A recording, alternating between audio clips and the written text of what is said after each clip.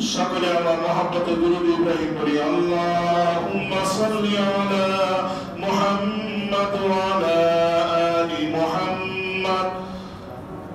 পড়ানা সবাই বসে রয়েছে কেন? ওয়া আলা আলি ইব্রাহিম ইন্নাকা হামিদুম মাজিদ।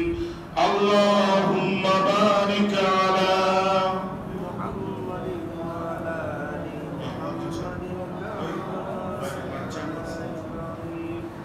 إنك حميد مجيد بلغ العلا بكماله كشف الدجى بجماله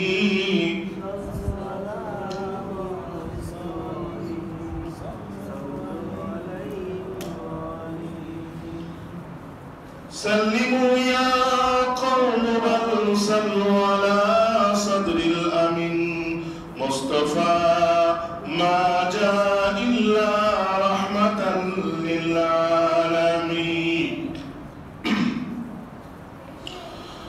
সম্মানিত আমার পিতৃ সমতুল্য মুরব্বিয়ান একরাম, দিনদার ধর্মপ্রাণ ইসলামপ্রিয় আমার প্রাণের ভাইরা, মুআজ্জাজ জাতির মুকুট উলামায়ে কেরাম, হুফাজে কেরাম, মাদ্রাসার কোরআন শিক্ষার্থী প্রিয় ছাত্রবৃন্দ, মাইকের আওয়াজ শ্রবণরত আমার বর্দানশীল মা ও বোনেরা, আমি আপনাদের সামনে পবিত্র কোরআনুল কারীম থেকে কয়েকটি আয়াত তেলাওয়াত করেছি। হুজুর আকরাম সাল্লাল্লাহু আলাইহি ওয়াসাল্লামের অসংখ্য হাদিস সমূহ থেকে কয়েকটি হাদিস তেলাওয়াত করেছি। মহান আল্লাহ রাব্বুল আলামিন যদি আজকে আমাকে আপনাদের সামনে কিছু বলার মতো তৌফিক দান করেন, তাহলে আমি আপনাদের সামনে যে আয়াত আর হাদিস তেলাওয়াত করেছি, উক্ত আয়াত ও হাদিসের আলোকে জিলহজ মাসের প্রথম 10 দিনের গুরুত্ব আর ফজিলত সম্পর্কে এবং সামনে যেহেতু কোরবানি আসতেছে, কোরবানির নিয়ম নীতি এবং কোরবানির মাসায়েল সম্পর্কে কিছু আলোচনা করার চেষ্টা করব। আমার আলোচনা শুরুতেই মহান আল্লাহ রাব্বুল আলামিনের দরবারে আমি ফরিয়াদ জ্ঞাপন করব, আয় আল্লাহ, যা কিছু আমি আজকে আপনাদের সামনে আলোচনা করব, যা কিছু আমার আলোচনা শুনবেন, মহান আল্লাহ রাব্বুল আলামিন যেন আমাদের সবাইকে আমল করার তৌফিক দান করে, আমরা বলি আমিন। আল্লাহ রাব্বুল আলামিনের দরবারে লাখো কোটি শুকরিয়া জানাই যে মহান আল্লাহ তাআলা আমাকে আপনাকে জুমার প্রথম আযান হওয়ার সাথে সাথে জুমার নামাজ পড়ার উদ্দেশ্যে রশিদিয়া জামে মসজিদে আসার, বসার এবং কোরআন ও হাদিসের কিছু আলোচনা শোনার সুযোগ আর তৌফিক দান করেছে। এজন্য আমরা সকলে শুকরিয়া দান বলি আলহামদুলিল্লাহ। পবিত্র জিলকদ মাস একেবারেই শেষ প্রান্তে। আজকে জিলকদ মাসের 29 তারিখ, আরবি মাস 29 মাস জিলকদ হবে। আগামীকাল থেকেই জিলহজ মাসের 1 তারিখ শুরু হয়ে যাবে। গতকাল খবরে পেলাম সৌদি আরব জিলহজ মাসের 1 তারিখ শুরু হয়ে গেছে। তো আমাদের বাংলাদেশে আজকে জিলকদ মাসের 29 তারিখ, অর্থাৎ জিলকদ মাস শেষ, আরবি মাস 29 অথবা 30 তারিখে হয়। তো এই মাস আরবি মাস 29 তারিখে হবে। তো জিলকদ মাসের আজকে 29 তারিখ হইলে আগামীকাল জিলহজ মাসের 1 তারিখ। জিলহজ মাস মানে হজের মাস। হজ শুরু হয়ে গেছে, আগামী মাস থেকে শুরু হয়ে যাবে। ইতিমধ্যে বাংলাদেশ থেকে অনেক আল্লাহর বান্দা বান্দীরা মক্কা মদিনায় চলে গিয়েছে। আরো অনেক ভাই ব্রাদার যারা আছে তারা মক্কা মদিনায় যাওয়ার প্রস্তুতি নিচ্ছে। আল্লাহর ঘরে এখনো অনেক মানুষ, অনেক আল্লাহর খাস বান্দা বান্দীরা তাওয়াফ করতেছে। আর বাংলাদেশ থেকে অনেক বান্দা বান্দীরা ওখানে যাওয়ার জন্য পরিপূর্ণ প্রস্তুতি গ্রহণ করে ফেলেছে আল্লাহ তাআলার দরবারে হাজিরা দেওয়ার জন্য। লাব্বাইক আল্লাহুম্মা লাব্বাইক, লাব্বাইক লা শারীকা লাক লাব্বাইক, ইন্নাল হামদা ওয়ান নি'মাতা লাকা ওয়াল মুলক লা শারীকা লাক লাব্বাইক। এই আওয়াজটা ওখানে গেলে আমরা শুনতে পাই। যারা হজ করেছেন ওই কাবার চত্বরে, কাবার আশেপাশে পুরো মক্কা মদিনা সব জায়গায় যে হাজিরা আমরা দিচ্ছি যে আল্লাহ আমি হাজির হয়ে গেছি, আল্লাহ আমি হাজির হয়ে গেছি, তুমি ছাড়া আর কোনো মাবুদ ইলাহ নাই। এভাবে আমরা আল্লাহর দরবারে যারা হাজিরা দিতে পেরেছি তারা তো অনেক সৌভাগ্যবান।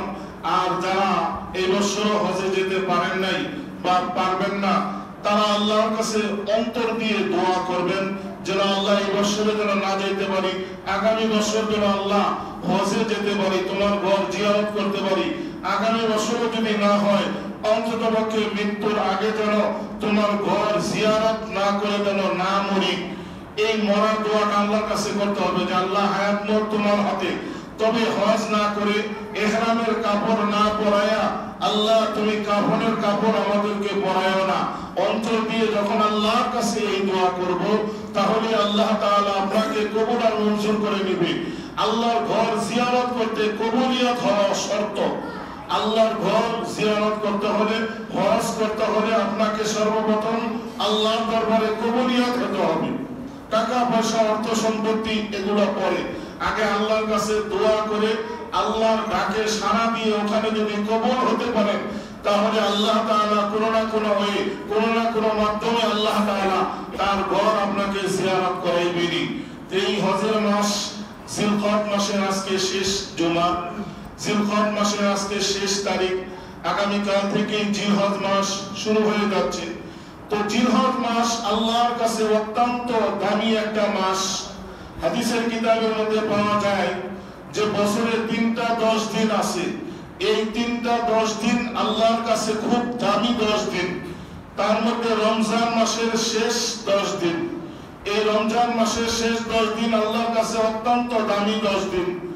এবং মুহররম মাসের প্রথম থেকে 10 দিন, অর্থাৎ আশুরা, যেটা আমরা মুহররম মাস বলি, আশুরার 1 তারিখ থেকে নিয়ে 10 তারিখ পর্যন্ত আল্লাহর কাছে অনেক দামি মাস। আরেকটা হলো জিলহজ মাসের 1 তারিখ থেকে নিয়ে 10 তারিখ, এই 10 দিন আল্লাহর কাছে অনেক দামি। সুতরাং বছরে এই 3টা 10 দিন আমরা অত্যন্ত মূল্য দিয়ে, গুরুত্ব দিয়ে পালন করব। তবে অত্যন্ত দুঃখের বিষয় আর আফসোসের বিষয়, মোটামুটি রমজান মাসের শেষ 10 দিনে আমরা যে যতটুকু পারি আমল করি। অনেকে আমরা ইতিকাফে বসি, অনেকে আমরা জিকির আজকার করি পুরা রমজান মাসে। মুহররম মাসেও আমরা এক শ্রেণীর লোক আছে যারা আমরা চেষ্টা করি কিছু আমল বন্দেগী করার জন্য। কিন্তু জিলহজ মাসের 10 তারিখ, জিলহজ মাসের 1 তারিখ থেকে নিয়ে 10 তারিখ পর্যন্ত আমরা মুসলমান ইমানদাররা একেবারেই উদাসীন। এই 10 দিনে আমরা তেমন কোনো আমল করি না। তবে একটা আমল করি, জিলহজ মাসের 10 দিনে আমরা ওই মূল যে আমল, সেই আমল থেকে সরে গিয়ে আমরা যে আমলটা করি সেটা হলো আমাদের কোরবানি, গরু কেনাকাটা করি। যে কে কোরবানি দিব, কে কোথায় কম দামে গরু পাওয়া যাবে, কোথায় ভালো গরু পাওয়া যাবে, এই জিলহজ মাসের 10 দিনে আমরা শুধু এই আলোচনা সমালোচনা করি। টিভিতে দেখি, ইউটিউবে দেখি, বিভিন্ন জায়গায় আমরা খোঁজ খবর নেওয়া শুরু করি কোথায় গরু ভালো পাওয়া যাবে। আবার জিলহজ মাস আসার পরে ঈদের 2-3 দিন আগে থেকে ওই গরু কিভাবে খাওয়াইবে, অর্থাৎ গরু নিয়ে আমরা ব্যস্ত থাকি। সুতরাং এটা তো অত্যন্ত একটা ফাহিশা কাজ। কোরবানি আল্লাহ আমাদের উপর ওয়াজিব করেছেন। যাদের সামর্থ্য আছে, যাদের তৌফিক আছে, তারা তো অবশ্যই আমরা কোরবানি 10 জিলহজের দিন আমরা কোরবানি পশু কোরবানি করব। এটা একটা আমাদের জন্য সুন্নাত, সুন্নতে ইব্রাহিম আলাইহিস সালামের সুন্নাত এবং আমাদের উপর ওয়াজিব। সুতরাং ওই 10 জিলহজে আমরা কোরবানি করব। কিন্তু 10 জিলহজের আগের 9 দিন, এই 9 দিনের আমল আমরা অনেকে ভুলে যাই।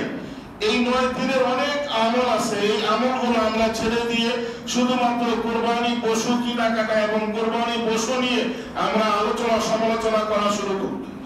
অথচ জিলহজ মাসের 10 তারিখ, জিলহজ মাসের 1 তারিখ থেকে নিয়ে 10 তারিখ পর্যন্ত যে গুরুত্ব, সেই গুরুত্ব যদি আমরা স্মরণ করি তাহলে এটা অনেক ফজিলতপূর্ণ একটা আমল। তো এই জিলহজ মাসের 1 তারিখ থেকে নিয়ে 10 তারিখ পর্যন্ত কেন দামি, এই জিনিসগুলো আজকে আমরা অনেকেই জানি না। যদি এই দাম, যদি জানতাম, যে কোনো জিনিসের মূল্যায়ন দিতে হবে, যে কোনো জিনিসকে কদর দিতে হলে ওই জিনিসের দাম আগে জানতে হয়। কোন একটা এলাকার মেম্বার, মন্ত্রী, মিনিস্টার যদি আমাদের মসজিদে আসে, তাকে যদি আমরা কেউ না চিনি, তার আমরা কোনো দাম দিব, পিছের কাতারে বসে রাখি। আর যদি আমরা জানি যে না এলাকার এই লোকটা একটু সম্মানিত ব্যক্তি, প্রশাসনের ব্যক্তি বা সরকারি লোক, এই লোকটাকে আমরা চেষ্টা করবো পিছনের দিকে একটু সামনে কাতারে আমার জন্য যতটুকু পারি একটু সম্মান দেওয়ার জন্য। কারণ না চিনলে কাউকে আমরা সম্মান দেই না। ঠিক তেমনি ভাবে জিলহজ মাসের গুরুত্ব আর ফজিলতের যদি এটা আমরা না জানি, তাহলে এই জিলহজ মাসের 10 দিন আমরা কিভাবে আমল করব? এজন্য সর্বপ্রথম আগে জিলহজ মাসের 10 দিন কতটুকু দামি, কি জন্য দামি, এই দামটা আল্লাহর কাছে কতটুকু, এই বিষয়ে আমাদের জানতে হবে। তো জিলহজ মাসের 10 দিন দাম কি জন্য? সর্বপ্রথম আল্লাহ রাব্বুল আলামিন কোরআনে কারিমে সূরাতুল ফজর নামক একটি সূরা নাযিল করেন। এই সূরার ভিতরে আল্লাহ তাআলা বলেন ওয়াল ফাজরি, ফজরের কসম। ফজর বলতে আমরা ফজরের নামাজ যে পড়ি, এই ফজরের নামাজ কখন পড়ি? সুবহে সাদিক যখন হয়, অর্থাৎ সূর্য উদয়ের আগে আমরা আকাশের নীল আকাশ যখন আমরা সূর্য উদয় হয় ওই সময় আমরা ফজরের নামাজে পড়ি। অন্ধকার অন্ধকার থাকা অবস্থায়, যাতে পরিপূর্ণ ফর্সা না হয়, পরিপূর্ণ অন্ধকার না হয়, ওই অবস্থায় আমরা ফজরের নামাজটা আদায় করি। ওই সময়টা আল্লাহর কাছে অনেক দামি সময়। ওই সময়ের কসম করে আল্লাহ তাআলা বলতেছেন ওয়াল ফাজরি, ফজরের সময়ের কসম। কারণ ফজরের সময়টা দেখা যায় অধিকাংশ মানুষ ঘুমের মধ্যে লিপ্ত থাকে, অধিকাংশ মানুষ ঘুমে থাকে। তবে ওই ঘুমকে হারাম করে যারা ফজরের আগে উঠে ফজরের নামাজ আদায় করে, তারা হলো কামিয়াব, তারা হলো সফলতা, তারা হলো নেককার। আল্লাহ বলেন সুবহানাল্লাহ। সুতরাং ওই ফজরের সময়টা আল্লাহর কাছে অনেক দামি সময়। এই ফজরের কসম করে আল্লাহ তাআলা বলতেছে, আল্লাহ তাআলা কোন জিনিসের গুরুত্ব বোঝানোর জন্য কসম করে। আল্লাহ তাআলার কসম করা কোনো প্রয়োজন নাই। আল্লাহ যেহেতু বলছে তাহলে এটা দামি এমনি হয়ে গেছে। তারপর আল্লাহ তাআলা একটা জিনিস বোঝানোর জন্য কসম করে বলে, যেমন জিলহজ মাসের 10 দিনের গুরুত্ব বোঝানোর জন্য আল্লাহ তাআলা ফজরের সময়কে কসম করেছেন ওয়াল ফাজরি, ফজরের সময়ের কসম, ওয়ালায়ালিন আশরি, এবং 10 রাতের কসম। আল্লাহ যে জিনিসের কসম করে ওই জিনিস অটোমেটিক ভাবে এমনি দাম বেড়ে যায়। ফজরের সময়ের কসম করেছে, এজন্য ফজরের সময়ের দাম বেড়ে গিয়েছে। আর ওয়ালায়ালিন আশরি, 10 রাতের কসম আল্লাহ তাআলা করেছেন। তাফসীরের কিতাবে পাওয়া যায় এই 10 রাত্র বলতে জিলহজ মাসের 10টি রাত, জিলহজ মাসের 1 তারিখ থেকে নিয়ে 10 তারিখ পর্যন্ত এই 10টি রাত্র হলো আল্লাহর কাছে অনেক দামি রাত্র। কিতাবের মধ্যে আসছে জিলহজ মাসের এক একটি রাত্রের ইবাদত, শবে কদরের রাত্রে ইবাদত করলে যে সওয়াব, ওই সওয়াব আপনার আমলনামায় আল্লাহ দিয়ে দিবেন। বলে সুবহানাল্লাহ। শবে কদর সম্পর্কে আল্লাহ নিজেই বলেছেন লাইলাতুল কদরি খায়রুম মিন আলফি শাহ। শবে কদরের 1 রাত ইবাদত করলে 1000 মাস ইবাদত করলে যে সওয়াব, ওই সওয়াব আল্লাহ তাআলা আমাদের আমলনামায় দিয়ে দেন। ঠিক তেমনি ভাবে জিলহজ মাসের 10টি রাত্র, জিলহজ মাসের আজকে আমরা যদি 1 তারিখ থেকে যদি রাতে ইবাদত বندگی শুরু করি, তাহলে প্রত্যেকটা রাতের ইবাদত 1000 মাসের ইবাদতের সমতুল্য আল্লাহ আপনার আমলনামায় দিয়ে দিবেন। সুতরাং এই অফার আল্লাহ তাআলা আমাদেরকে শুধুমাত্র জিলহজ মাসে দিয়েছেন। যেহেতু এই উম্মতে মুহাম্মদীর হায়াত খুব অল্প, আমাদের হায়াত খুবই কম, 60 থেকে 70 বছর, গড়ে 80 বছর। আমাদের এই মসজিদের 90 বছরের কোন মুরব্বী আছে? কারো বয়স 90 হয়েছে? নাই মনে। 100 বছর তো পাওয়াই যায় না। 80 আছে, 90 নাই। দেখেন 80 বছর কিতাবে আসছে এই উম্মতের গড় আয়ু 80 বছরের মতো হবে। তবে 80 বছরের উপরে দুই একজন যারা আছে এটা তাদের বোনাস, আল্লাহ তাদের অতিরিক্ত দিয়েছে। আমাদের 90-100 বছর বর্তমানে হায়াত আমরা পাই না। কিন্তু আগের জামানার নবীরা আর নবীর উম্মতরা হাজার হাজার বছর আয়ু পাইছে এবং হায়াত পাইছে, তারা ইবাদত বندگিও বেশি বেশি করে করছে। কিন্তু আমার আপনার নবীর হায়াত ছিল মাত্র 63 বছর। আমার আপনার নবী যিনি মুহাম্মদুর রাসূলুল্লাহ, যাকে আল্লাহ দুনিয়াতে না পাঠাইলে এই আসমান জমিন কিছুই বানাইতো না, ওই নবীর হায়াত আল্লাহ তাআলা দুনিয়াতে মাত্র 63 বছর দিয়েছিলেন। এই 63 বছরের অতিরিক্ত বয়স যাদের এখন হয়ে গেছে তারা মনে করতে হবে যে বোনাস অতিরিক্ত বয়স আমরা অতিবাহিত করতেছি। কারণ নবীর বয়স যেহেতু 63 ছিল, আমরা নবীর উম্মত হিসাবে আমাদেরও বয়স 63 আর 70 আর 80-র ভিতরে থাকবে, এটাই স্বাভাবিক। তবে এই উম্মতের মর্যাদা আল্লাহ কিন্তু অন্যান্য নবীর উম্মতের মর্যাদা থেকে বাড়ায়া দিয়েছেন। অন্যান্য নবী এবং নবীর উম্মতের হায়াত বেশি ছিল, ইবাদত বندگی বেশি করছে, কিন্তু আমাদের হায়াত কম, ইবাদত বندگিও আমরা কম করি। কিন্তু আমাদের মর্যাদা আল্লাহর কাছে অনেক দামি। আল্লাহ নবী নিজে বলতেছেন, ইন্নাল্লাহা ফাদ্দালানি আলাল আম্বিয়া ওয়া ফাদ্দালানি আলাল উমাম। আল্লাহ নবী বলেন, নিশ্চয়ই আল্লাহ সমস্ত নবীদের থেকে আমাকে মর্যাদাশীল বানাইছে। বলেন সুবহানাল্লাহ। আল্লাহর নবীকে সমস্ত নবী থেকে আল্লাহ তাআলা সম্মানিত বানাইছে। শুধু নবীর নিজের গুণগান গায় নাই, নিজের গুণগানের সাথে আল্লাহ নবী আমাদেরও বলতেছেন, ওয়াফাদ্দালানি আলাল উমাম। দুনিয়ার সমস্ত নবীদের উম্মত থেকে আমার উম্মতকে সর্বশ্রেষ্ঠ আল্লাহ ঘোষণা দিয়েছেন। বলেন সুবহানাল্লাহ।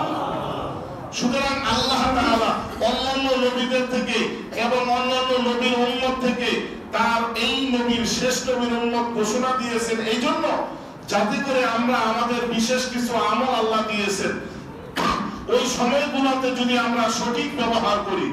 যেমন আমরা রমজান মাস পালন করেছি, তারপর আমরা শবে বরাত পালন করেছি, এগুলা। তারপর এখন আসতেছে জিলহজ মাসের প্রথম 10 দিন। এই জিলহজ মাসের প্রথম 10 দিন আমরা প্রত্যেকটা রাত্র আমরা ইবাদত বندگی করার চেষ্টা করব। আর জিলহজ মাসের প্রথম 10 দিন আমরা রোজা রাখার চেষ্টা করব। কারণ এই জিলহজ মাস অত্যন্ত দামি মাস। এই জিলহজ মাসের 1 তারিখ থেকে নিয়ে 9 তারিখ পর্যন্ত রোজা আমরা চেষ্টা করব নফল রোজা রাখার জন্য। যদি আমরা 9 দিন একাধারে নফল রোজা না রাখতে পারি, অন্তত পক্ষে আরাফার দিন, 9 জিলহজ আরাফার দিন, এই দিনে আমরা চেষ্টা করব নফল রোজাটা রাখারই জন্য। যেহেতু আরাফার দিন সম্পর্কে আল্লাহর নবী নিজে বলতেছেন, সিয়ামু ইয়াউম আরাফাতা আহতাসিবু আলাল্লাহ আইয়ুকাফিরা সানাতাল্লাতী ক্বাবলাহু ওয়া বা'দাহু।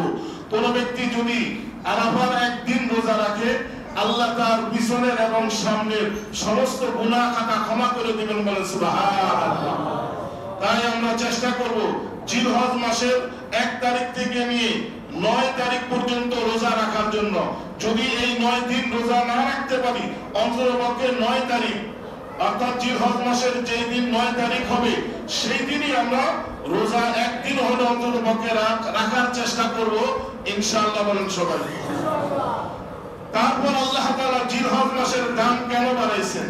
এই জিলহজ মাস এজন্য দাম হয়েছে যে এই জিলহজ মাসের 10 দিন আল্লাহ তাআলা জিকিরের দিনগুলো ঘোষণা করেছেন। কোরআনে কারিমে সূরা হাজর 28 নম্বর আয়াতে আল্লাহ বলেন, ওয়ায়াযকুরুসমাল্লাহু ফি আইয়ামিন মা'লুমাত।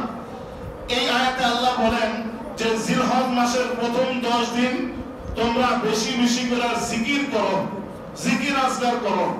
যে যতটুকু জিকির আজগার পারে, জিকির শুধু ইল্লাল্লাহ, সুবহানাল্লাহ, আলহামদুলিল্লাহ না। কোরআন তেলাওয়াত হলো সবচেয়ে বড় জিকির। আফজালুল জিকরি তিলাওয়াতুল কুরআন। কোরআন তেলাওয়াত হলো সবচেয়ে বড় জিকির। যারা কোরআন তেলাওয়াত পারেন তারা বেশি বেশি করে এই 10 দিন আমরা কোরআন তেলাওয়াত করব। কোরআন তেলাওয়াত যারা পারে না তারা আমরা সুবহানাল্লাহ, আলহামদুলিল্লাহ, এভাবে আমরা জিকির আজগার বেশি বেশি করে করার চেষ্টা করব। সুতরাং এই 10 দিনের মর্যাদা আল্লাহ তাআলার নবী ঘোষণা করেছেন যে দুনিয়াতে যত দিন আছে, এই দুনিয়াতে সমস্ত দিনগুলোর থেকে আল্লাহ তাআলার কাছে 10 দিন অর্থাৎ জিলহজ মাসের 10 দিন সবচেয়ে দামি দিন। বলে সুবহানাল্লাহ। এই জিলহজ মাস দুনিয়া থেকে যত দিন আছে, এই দিন থেকে জিলহজ মাসের 10 দিন হলো দামি দিন। সুতরাং এই জন্যই আমরা জিলহজ মাসের গুরুত্ব আমরা সম্পর্কে জানলাম। এই জিলহজ মাসের আমল আমরা করার চেষ্টা করব এবং এই জিলহজ মাসে আমরা যত ইবাদত বندگی করি সব ইবাদত বন্দিগির মিলন ঘটেছে এই জিলহজ মাসের 10 তারিখে। ভালো করে বুঝেন, আমরা নামাজ পড়ি, রোজা করি, হজ করি, জিকির আজকার করি, কোরআন তেলাওয়াত করি, যত ইবাদত আছে সব ইবাদত একত্র হয়েছে এই জিলহজ মাসের প্রথম 10 দিনে।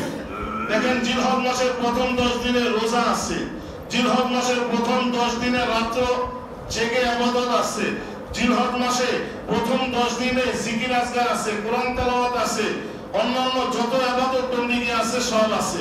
বিশেষ করে এই জিলহজ মাসের প্রথম 10 দিনেই ইসলামের মূল্যবান যে বিধান হজ, জিলহজ মাসের প্রথম 10 দিনেই হজ পালন করতে হয়।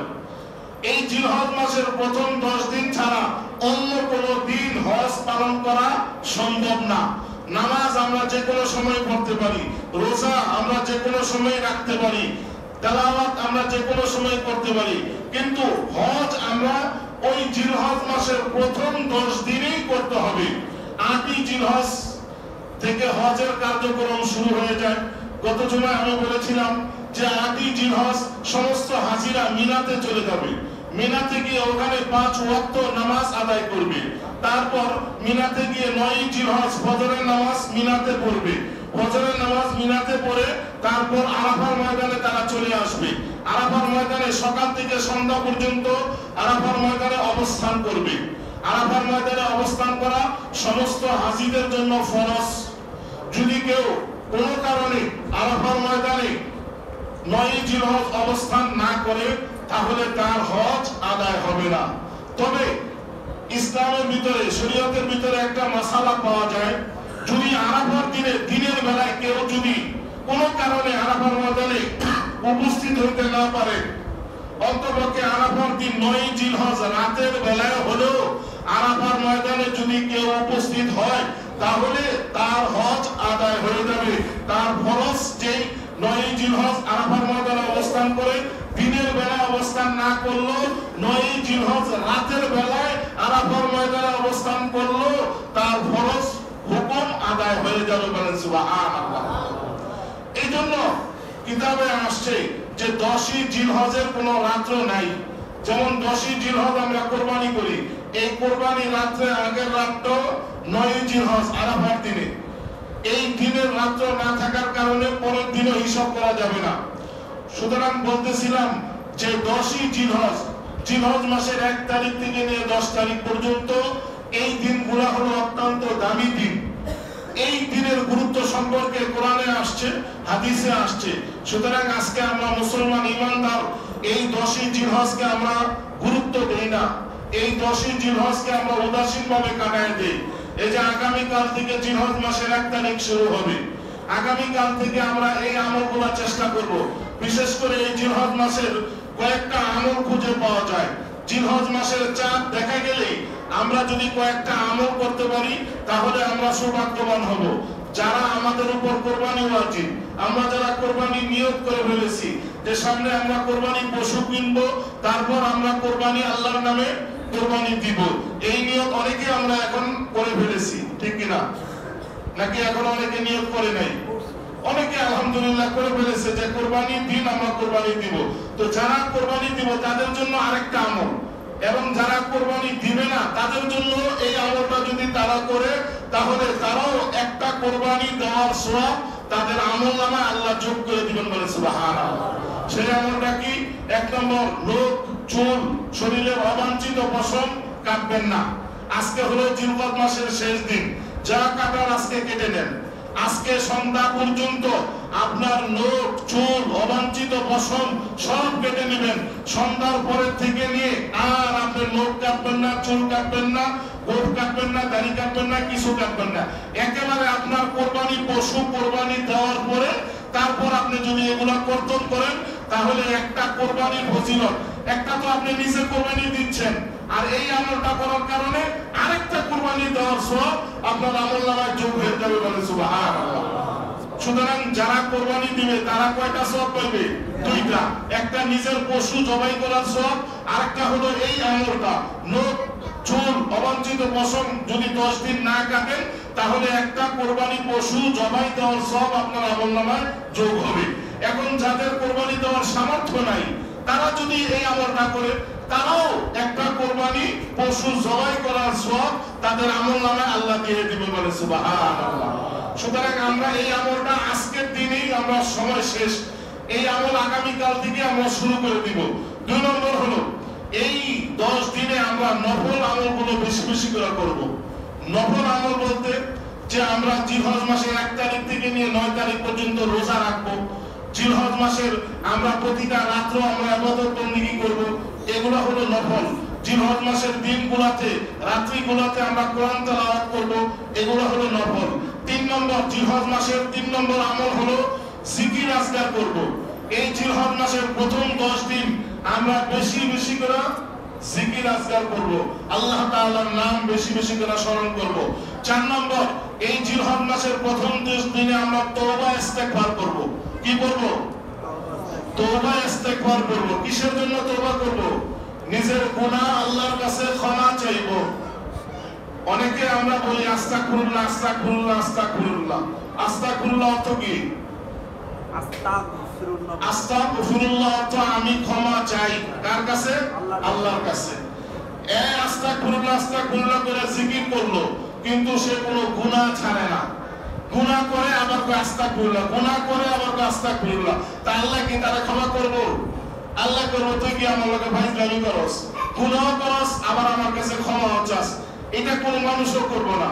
কোনো মানুষের কাছে ক্ষমা চাইলে আপনি তা অন্যায় করবেন আবার ক্ষমা চাইবেন, অন্যায় করবেন, কোনো মানুষ আপনারা ক্ষমা করবে না। আগে গুনাহ ছেড়ে দিয়ে আল্লাহর কাছে ক্ষমা চাইবেন। আল্লাহ তাআলা এই 10 দিনে 10ই জিলহজের দিনে আপনাকে গুনাহ মুক্ত করে মাসুম বেগুনাহ করে দিবেন বলে সুবহানাল্লাহ। এই জিলহজ মাসের 5 নম্বর আমল হলো নিয়মিত আমলগুলো পালন করা। নিয়মিত আপনি যেমন ইশরাকের 2 রাকাত কইরা 4 রাকাত আমরা নিয়মিত পড়ে, আমরা অনেকে পড়েনি। ইশরাকের নামাজ আমরা পড়ে, এটা কিন্তু অনেক ফজিলতপূর্ণ একটা নামাজ। ইশরাকের ব্যাপারে বলা হয়েছে প্রথম 2 রাকাত যে পড়ে একটা কবুলিয়ত হজের সওয়াব তার আমলনামায় আল্লাহ দিয়ে দেন। দ্বিতীয় 2 রাকাত ইশরাক যে পড়ে একটা উমরা হজ করলে যে সওয়াব, ওই সওয়াব তার আমলনামায় আল্লাহ দিয়ে দিবেন বলে সুবহানাল্লাহ।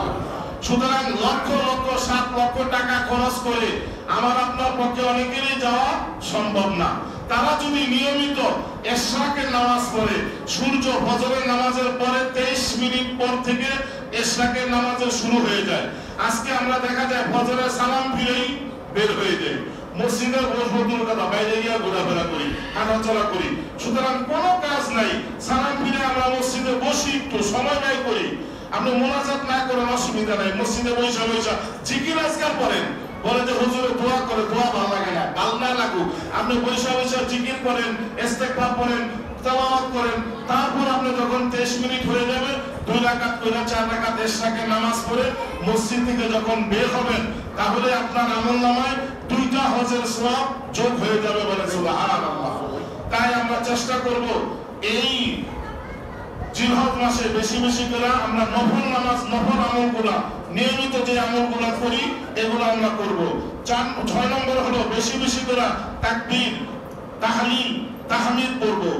এই 10 দিনে আমরা বেশি বেশি করে তাকবীর, আল্লাহু আকবার, আল্লাহু আকবার করব। তারপর আল্লাহ তাআলার জিকির আজকার করব। 7 নম্বর এই মাসে যাদের সম্ভব হজ করব। পাশাপাশি আমরা হজের পাশাপাশি উমরা করব। অনেকে আমরা হজে গিয়ে 2-4টা উমরা একেবারে করে ফেলাই, কিন্তু রাসূলের সুন্নাত হলো যাদের উপর হজ ফরজ তারা হজে গিয়ে কমপক্ষে একটা উমরা করবেন। একেবারে 2-4টা 8-10টা উমরা করার দরকার নাই। কয়টা করবেন? একটা করবেন। রাসূল জীবনে বিদায় হজ, রাসূল গত জুমায় আমি বলেছিলাম রাসূল জীবনে কয়বার হজ করছেন? বড় হজ একবার হজ করছেন। রাসূল বড় হজ জীবনে একবার করছেন, সেই হজটার নাম হলো বিদায়ী হজ। এরপরে আর রাসূল দুনিয়াতে জীবিত ছিলেন না। তো ওই বিদায় হজের দিন রাসূল প্রথম হজ করছেন, উমরা করছেন, হজের সাথে উমরা করছেন। তো এই মাসে যাদের পক্ষে সম্ভব তারা হজ করবেন, উমরা করবেন। এটা হলো আরেকটা আমল। 8 নম্বর আমল হলো তাকবীরে তাশরিক পড়তে হবে।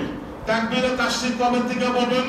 9 জিলহজ ফজরের নামাজ থেকে 13 জিলহজ আসর নামাজ পর্যন্ত। কবে থেকে?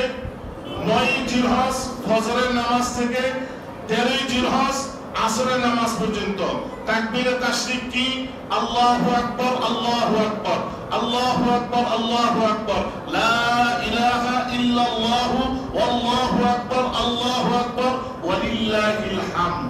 এটাকে তাকবীরে তাশরিক বলে। 9 জিলহজ থেকে নিয়ে 13 জিলহজ এই 23 ওয়াক্ত নামাজে, কয় ওয়াক্ত নামাজে? 23 ওয়াক্ত নামাজে প্রত্যেক ফরজ নামাজের পর একবার উচ্চ আওয়াজে পড়া কি ওয়াজিব। অনেকে আমরা এই তাকবীরে তাশরিকটা পড়তে লজ্জা বোধ করি, অনেকে আমরা আস্তে আস্তে পড়ি, কিন্তু সাহাবায়ে কেরামরা জোরে জোরে পড়ছেন আল্লাহু আকবার, আল্লাহু আকবার, লা ইলাহা ইল্লাল্লাহু ওয়াল্লাহু আকবার, আল্লাহু আকবার, ওয়ালিল্লাহিল হামদ। এই তাকবীরে তাশরিকটা আমরা একটা উৎসবের সহিত এই পালন করব। আগামীকাল থেকেই তাকবীরে তাশরিকটা পালন করব।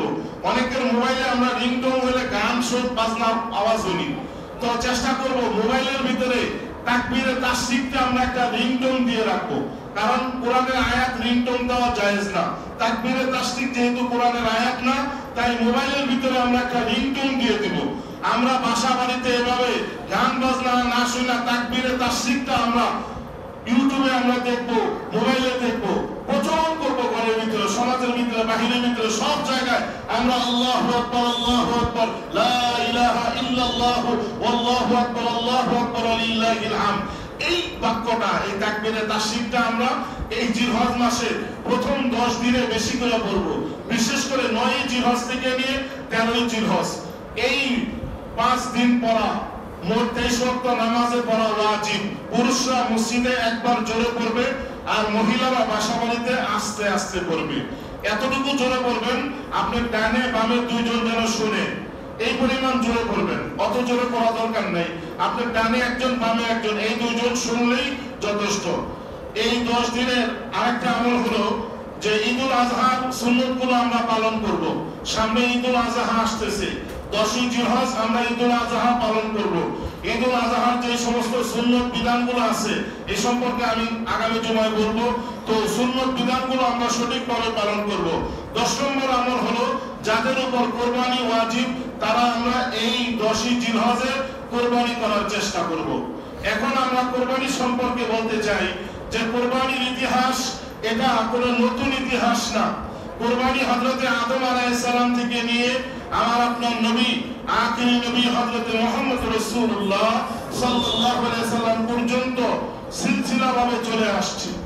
তবে মিল্লাতা আবিকুম ইব্রাহিম ওয়া সাম্মাকুমুল মুসলিমুন, ইব্রাহিম আলাইহিস সালাম আমাদের জাতির পিতা। জাতির পিতা কে? ইব্রাহিম আলাইহিস সালাম। নাকি দুনিয়ার কোন মানুষ জাতির পিতা? দুনিয়ার কোন মানুষ জাতির পিতা হতে পারে? বাংলাদেশের কোন মানুষ জাতির পিতা হতে পারে? অন্যান্য কোন দেশের মানুষ জাতির পিতা হতে পারে? মুসলমানদের জাতির পিতা সম্পর্কে আল্লাহ কোরআনে কারিমে বলেন মিল্লাতা আবিকুম ইব্রাহিম, তোমাদের জাতির পিতা হলো ইব্রাহিম আলাইহিস সালাম। ওয়া সাম্মাকুমুল মুসলিমুন, সে তোমাদের নাম মুসলমান হিসাবে রেখেছেন, বলে সুবহানাল্লাহ। এই ইব্রাহিম আলাইহিস সালামের সুন্নাত হলো আমাদের কুরবানি করা। তবে কুরবানির ইতিহাস নতুন কোনো ইতিহাস না। হযরতে আদম আলাইহিস সালাম থেকে নিয়ে কুরবানি চালু। আদমের 2 পুত্র ছিল, হাবিল আর কাবিল। এই দুইজনকে আল্লাহ কুরবানি করার নির্দেশ দিয়েছেন। কার মাধ্যমে? আদম আলাইহিস সালামের মাধ্যমে। আদম আলাইহিস সালাম বললেন, বাবারা তোমরা কুরবানি দাও, যার কুরবানি কবুল হবে তার সাথে তার ফয়সালা হবে। কিসের ফয়সালা? সেটা অনেক লম্বা চওড়া ঘটনা। তো আল্লাহ তাআলা একজনের কুরবানি কবুল করলেন, আরেকজনের কুরবানি কবুল করলেন না। যার কুরবানি কবুল করলেন না তিনি বলে যে আমি তোমাকে হত্যা করব। তখন যার কুরবানি কবুল হয়েছে সে বলতেছে তুমি আমাকে হত্যা করো আর যাই করো, আল্লাহ তাআলা যার অন্তর পবিত্র, তার অন্তর পবিত্র, তার কুরবানিটাই আল্লাহ কবুল করেছেন, বলে সুবহানাল্লাহ। এই ঘটনাটা আল্লাহ তাআলা কোরআনে কারিমে উল্লেখ করেন ওয়াতলু আলাইহিম নাবা আবনাই আদম বিল হক ইয ক্বাররাবা কুরবানান ফাতুকবিলা মিন আহাদিহিমা ওয়া লাম ইউতাকাব্বাল মিনাল আখার ক্বালা লা আকতুলান্নাকা ক্বালা ইন্নামা ইয়াতাকাব্বালুল্লাহু মিনাল মুত্তাকিন। কে বলতেছেন? হাবিল বলতেছেন, ও আমার ভাই কাবিল, আল্লাহ তাআলা যাদের অন্তর পবিত্র তাদের কোরবানিটাই আল্লাহ কবুল করেন। বলে সুবহানাল্লাহ। তুমি আমাকে হত্যা করো আর যাই করো, তোমার অন্তর পবিত্র ছিল না বিদায় আল্লাহ তোমার কোরবানি কবুল করে নাই। এখন আমার আপনার দেখার বিষয় যে আল্লাহ তাআলার নামে আমরা কোরবানি যারা দিব আমাদের অন্তরটাকে পবিত্র রাখতে হবে। আমরা অন্তরটা কি করব? পবিত্র করব। যে আল্লাহর জন্য আমরা কোরবানি দিব নাকি মানুষকে দেখার জন্য?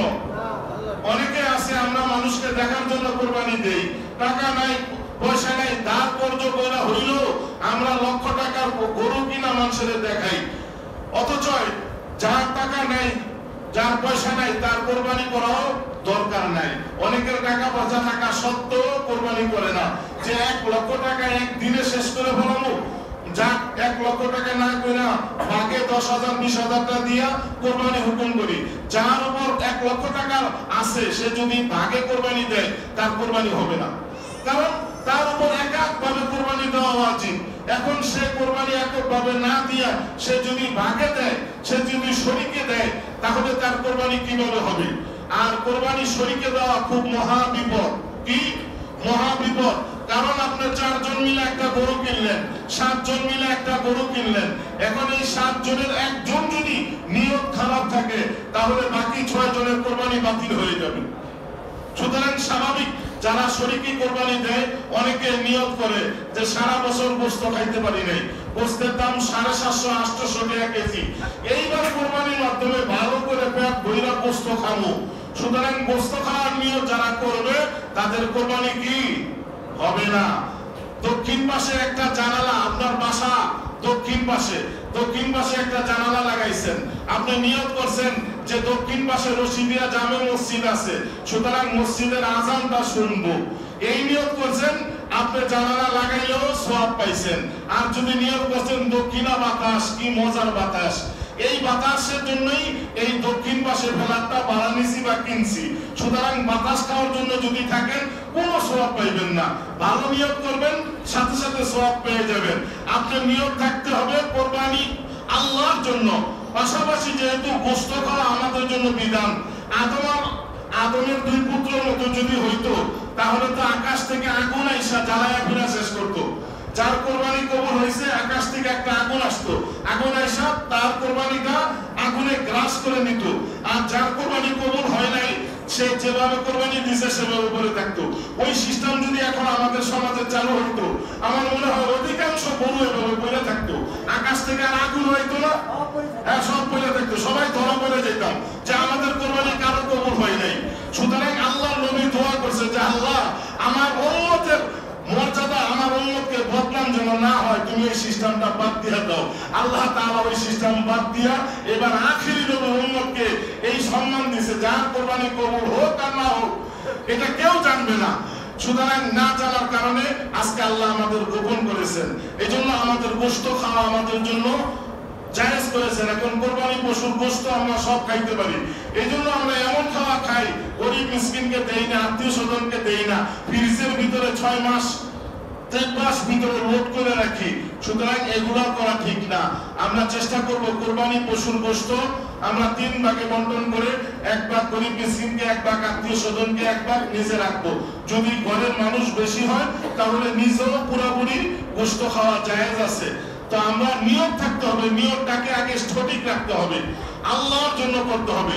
আল্লাহ কোরআনে কারিমে বলেন লা ইয়ানালাল্লাহু লুহুমুহা ওয়ালা দিমাউহা ওয়ালাকিন ইয়ানালুহুত তাকওয়া মিনকুম। তোমরা যে কুরবানি দাও, কুরবানির গোশত, কুরবানির রক্ত, কুরবানির মাংস, কুরবানির হাড্ডি আল্লাহর কাছে কিছুই পৌঁছায় না। ওয়ালাকিন ইয়ানালুহুত তাকওয়া, তোমাদের অন্তরের তাকওয়া কি সেটাই আল্লাহর কাছে পৌঁছায়। সুতরাং কোরবানি আমরা দিব কার জন্য? আল্লাহর সন্তুষ্টির জন্য, আল্লাহকে রাজি খুশি করার জন্য, আল্লাহর সন্তুষ্টির জন্য। নিয়তকে যারা সহি করে কোরবানি দিবে তাদের কোরবানি আল্লাহ তাআলা কবুল করবেন। এখন কি দিয়ে আমরা কোরবানি করব? মুরগির বাচ্চা দিয়ে কোরবানি করা জায়েজ আছে না? হাঁস দিয়ে কোরবানি করা জায়েজ আছে না? কোরবানি করবেন চতুষ্পদ জন্তু দিয়ে। কি দিয়ে? চতুষ্পদ জন্তু দিয়ে। এখন 4 পায়া জিনিস হইলে তো হইব না, দিয়ে কোরবানি করা জায়েজ আছে, হাতি দিয়ে কোরবানি করা জায়েজ আছে, ওগুলো তো চার পায়া, ওগুলো দিয়ে কোরবানি জায়েজ নাই।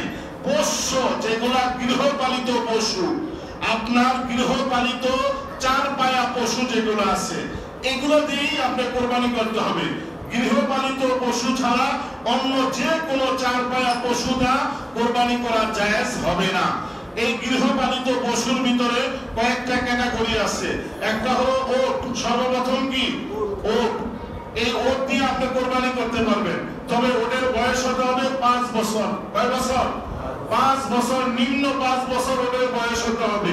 5 বছরের একদিন কম হলেও ওট দিয়ে কোরবানি করা জায়েজ নাই। বাংলাদেশের মানুষ যেহেতু ওট দিয়ে কোরবানি করে না, এই ওটের সাবজেক্ট বাদ। এখন আসতেছে গরু আর মহিষ। বাংলাদেশে আমরা কি গরু আর মহিষ দিয়ে আমরা কোরবানি করি। এই গরু আর মহিষ এগুলো আমাদের গৃহপালিত পশু। এখন গরু আর মহিষের 2 বছর হতে হবে। কয় বছর?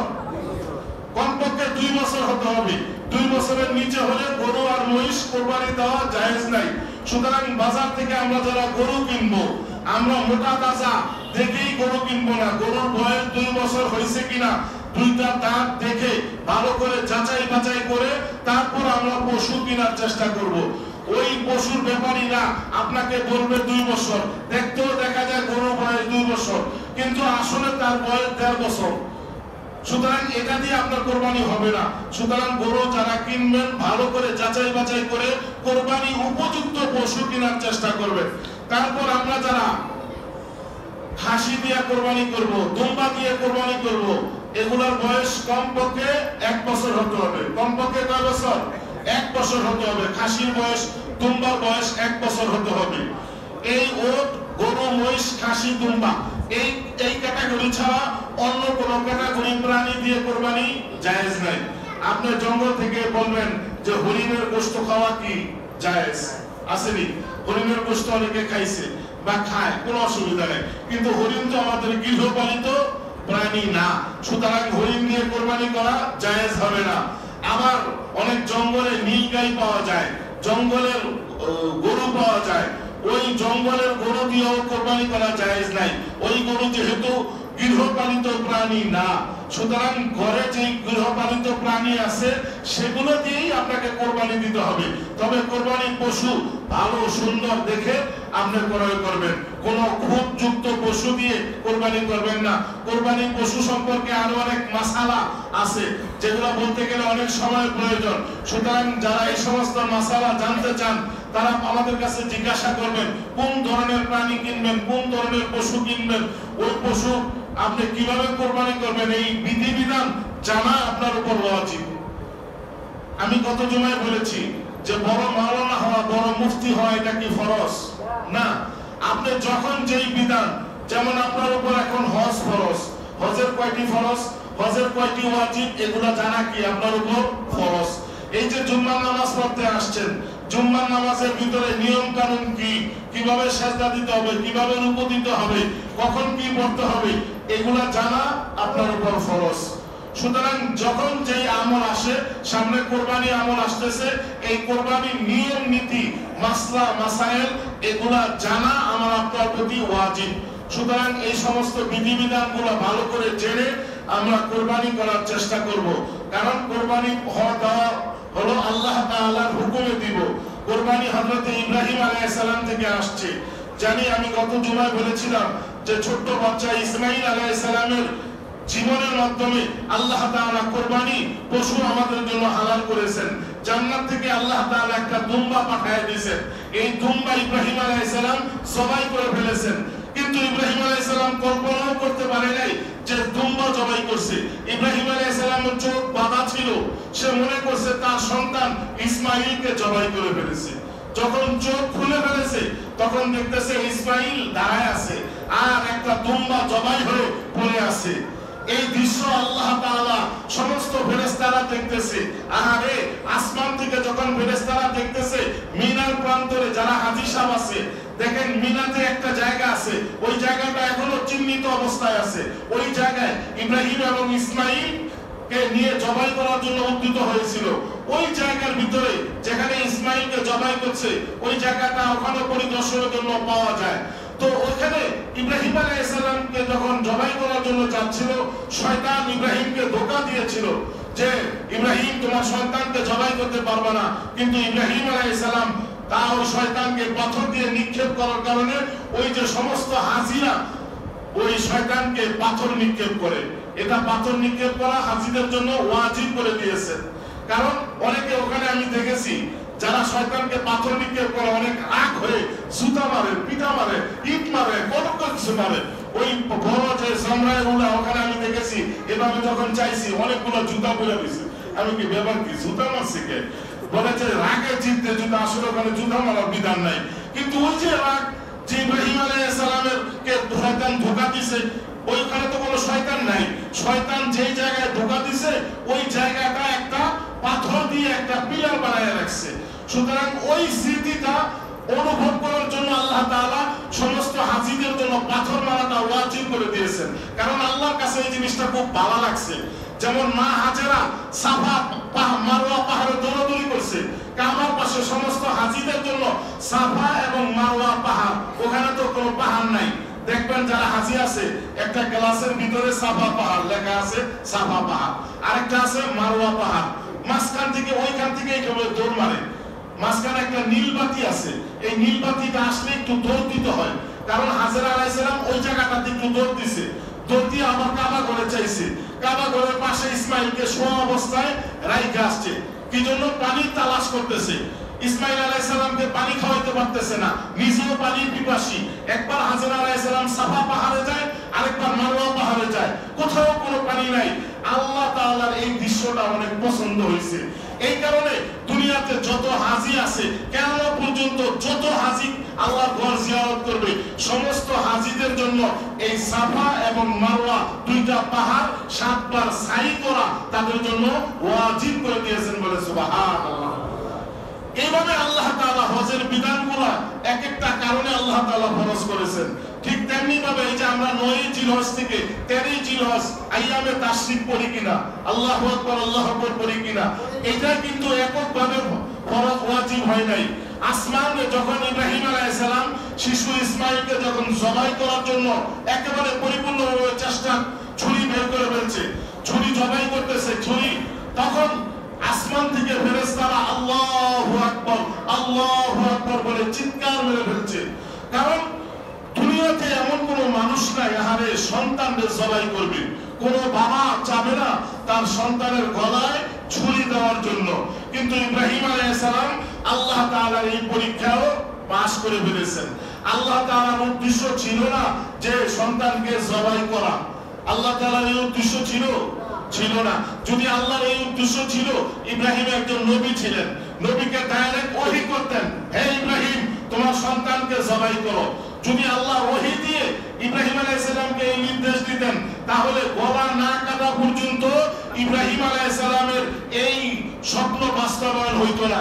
কারণ ওহীর মাধ্যমে আল্লাহ তাআলা যেটা নির্দেশ দেয় সেটা অবশ্যই বাস্তবায়ন করতেই হবে। কিন্তু আল্লাহ তাআলা ইব্রাহিমকে ওহীর মাধ্যমে না বললা স্বপ্নের মাধ্যমে বলছে, স্বপ্ন দেখাইছে। নবীদের স্বপ্ন সত্য, এই কারণে ইব্রাহিম আলাইহিস সালাম ওই স্বপ্নটাকে সত্যে রূপান্তরিত করেছেন। কদ সাদ্দাক্তার রুইয়া, হে ইব্রাহিম তুমি তোমার স্বপ্নকে বাস্তবে রূপ দিয়েছো বলে সুবহানাল্লাহ। এই ইব্রাহিম আলাইহিস সালাম যখন সন্তানকে জবাই করার জন্য চেষ্টা করতেছে, আসমান থেকে ফেরেশতা বলতেছে আল্লাহু আকবার আল্লাহু আকবার।